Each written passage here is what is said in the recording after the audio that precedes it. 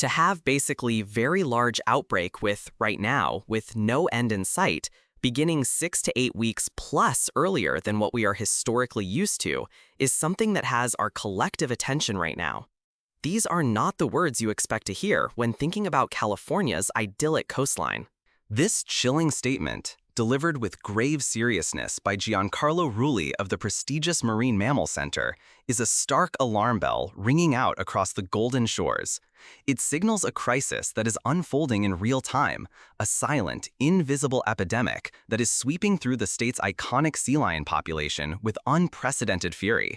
But this is not just a story about wildlife confined to the ocean.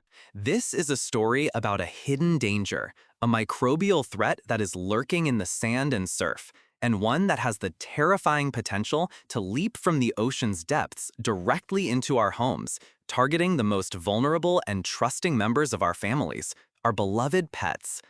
What is this mysterious affliction that has the state's top marine biologists working around the clock? In this investigation, we are going to pull back the curtain on this escalating crisis. We will uncover the disturbing reasons why this year's outbreak is shattering all previous records. We will trace the shocking pathway of how this disease can travel from a majestic marine mammal to your unsuspecting dog. And, most importantly, we will arm you with the crucial expert-approved strategies you must implement immediately to build a fortress of safety around your pets and your family. This is essential, urgent information that every single person who loves California's coast needs to understand right now. The name of this insidious enemy is Leptospirosis. For the thousands of sea lions that call the sprawling 300-mile stretch of coast from Santa Cruz to Sonoma home, it is a devastating and often fatal kidney disease. Now, to be clear, leptospirosis is not a complete stranger to these waters. Marine biologists have tracked its presence for years, noting a predictable, almost rhythmic cycle. The disease tends to flare up every 3 to 5 years, a tragic but expected chapter in the life of the ecosystem. Scientists were prepared for it to return, but they were not prepared for this. What is happening this year is not just another cycle, it is a violent and terrifying break from all known patterns.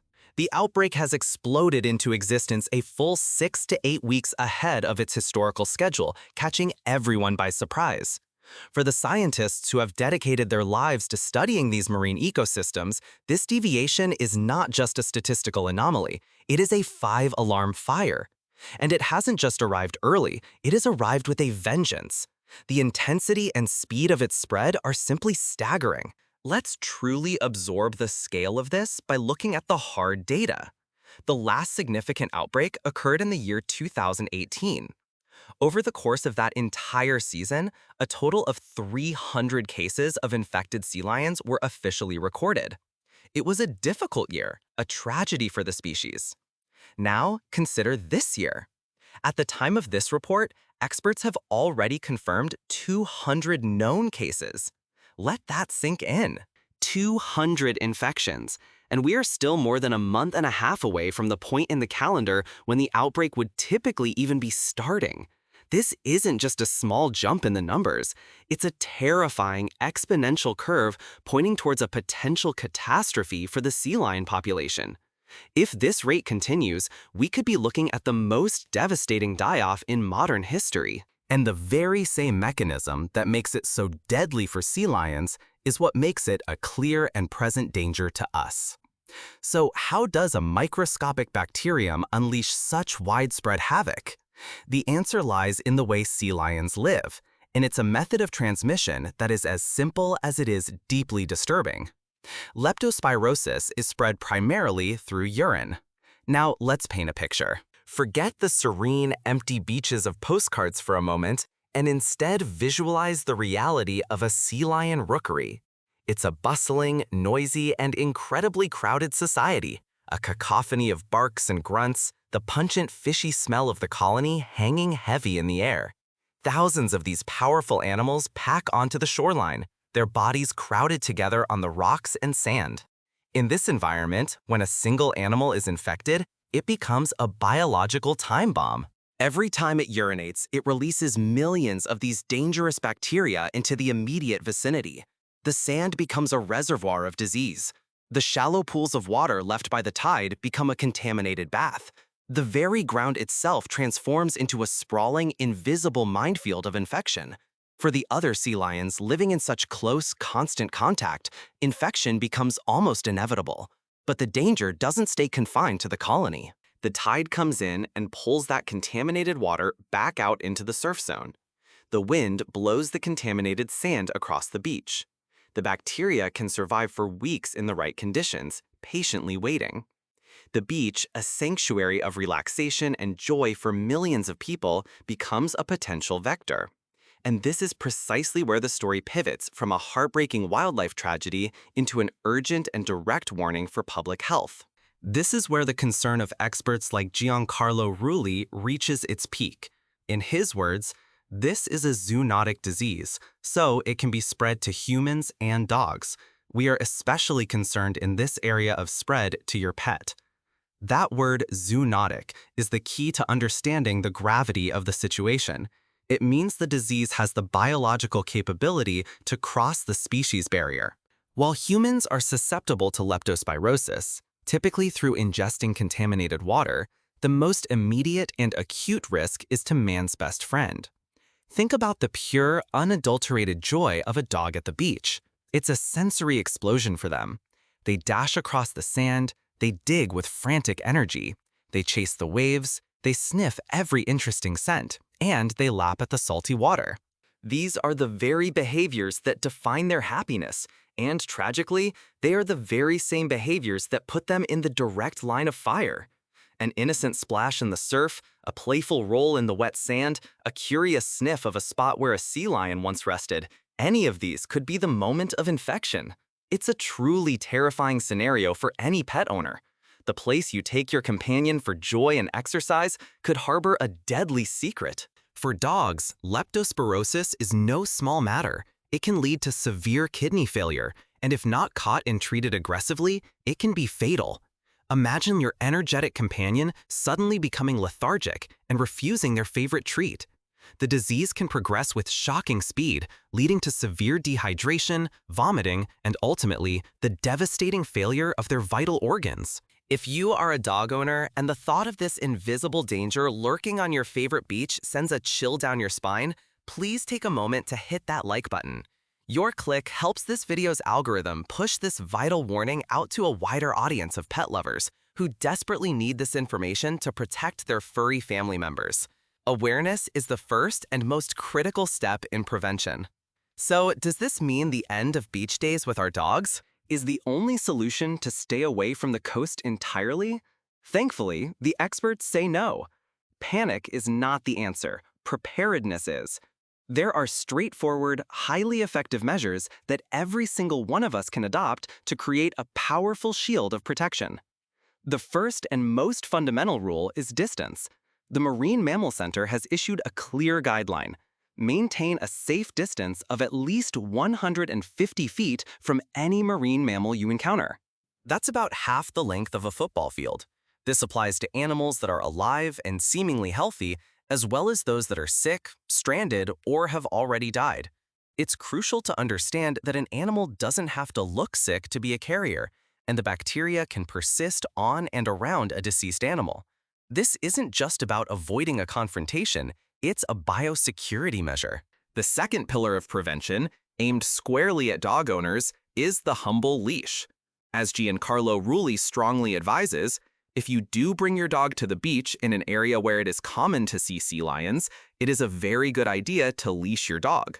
The temptation to let them run free is understandable, but in the context of this outbreak, it is a gamble with your pet's life. In the blink of an eye, an off-leash dog can be 100 yards down the beach, investigating a tide pool where an infected animal may have rested hours before. That single moment of unchecked curiosity is all it takes. A leash is not a punishment. It is a lifeline. It keeps them close, it keeps them safe, and it allows you to steer them away from potential hazards. The layers of protection don't stop there. There are even more proactive steps you can take, starting with a crucial conversation with your veterinarian. A vaccine against leptospirosis for dogs exists, and it is highly effective. If you live anywhere near the coast, or if your dog frequently plays in areas with ponds, rivers, or standing water, scheduling an appointment to discuss this vaccine should be at the very top of your to-do list. It is arguably the single most powerful tool in your arsenal to prevent a tragic outcome.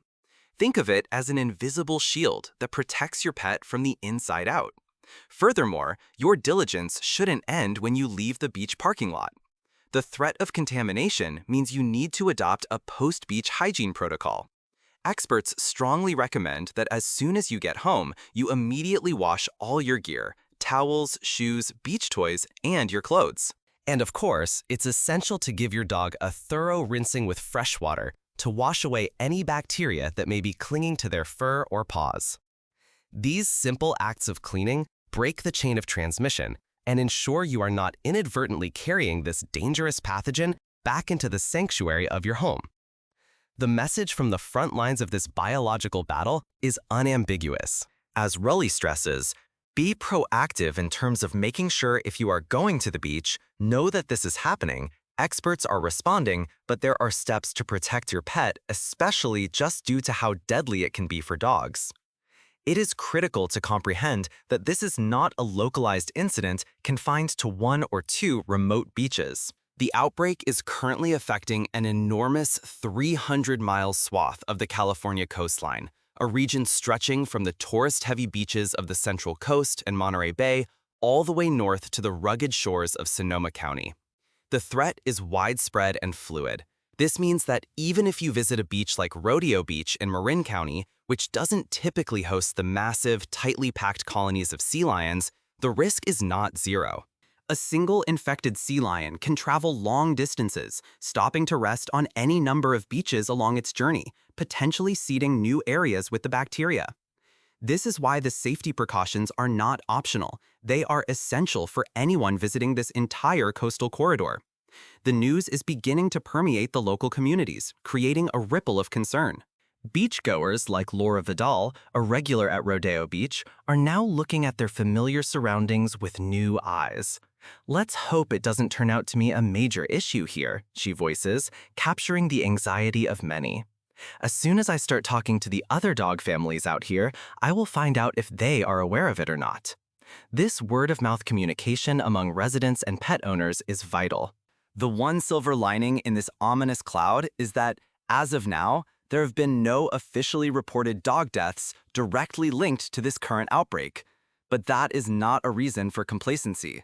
It is a statistic we must all work together to preserve. Prevention is the only way to ensure that number stays at 0. What we are seeing unfold on the shores of California is a powerful and sobering lesson in the intricate web of life that connects us all. It's a stark reminder that the health of our planet's wildlife is not a separate issue. It is inextricably linked to our own health and the safety of the animals we share our lives with. The unprecedented early arrival and ferocious intensity of this leptospirosis outbreak, which has already impacted at least 200 sea lions, serves as a profound ecological alarm bell. But it is not a signal for fear or despair. It is a clear and urgent call for awareness and responsible action. By embracing the simple, effective advice of our nation's top marine mammal experts, by maintaining that critical 150-foot distance, by diligently keeping our dogs leashed near the water, by having that vital conversation with our vets about vaccination, and by practicing smart hygiene after every coastal visit, we can collectively turn the tide against this threat. We can continue to cherish and enjoy the magnificent beauty of the coast while simultaneously acting as vigilant guardians for our animal companions. While the incredibly dedicated scientists and rescue teams at the Marine Mammal Center wage their battle on the front lines, the power to protect our own four-legged family members rests firmly and squarely in our hands. To stay fully informed on this critical, developing story, and to receive more in-depth reports that impact our environment, our health, and our communities, make sure you subscribe to this channel and ring that notification bell. You will not want to miss the important updates we uncover next. Stay aware, stay proactive, and stay safe out there.